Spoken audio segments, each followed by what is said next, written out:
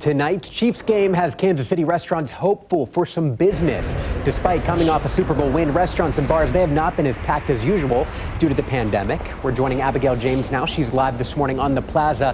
What are some other hurdles that are facing these bars and restaurants in the midst of this, Abby? Jay, you know, many restaurants like out here on the plaza utilize their patio space just to kind of give people a little bit more room to be able to move around and socially distance. Though the fear is that as it gets colder and colder, outdoor seating might become less desirable. Now, because restaurants are still not anticipating the amount of crowds they typically would have, they're getting creative with drinks and tailgate food specials. Kevin Timmons is the owner of Nick and Jake's and is also the chairman of the Greater Kansas City Restaurant Association. He says many restaurants lost out on March Madness, spring, and then summer crowds and are just now getting back on track. So these Chiefs games are critical for business.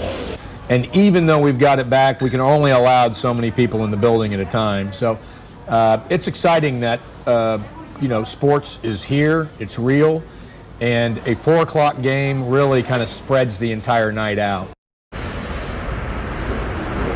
Now, Timmons says, of course, although grateful for the business, many restaurants are working to keep up with that influx of to-go orders, while also getting creative with different to-go order specials for those that do want to stay home. Reporting live, Abigail James, KCTV5 News. We've seen so many close over the midst of this pandemic, but especially just in the past few weeks, so it's been tough to see. Thank you, Abby.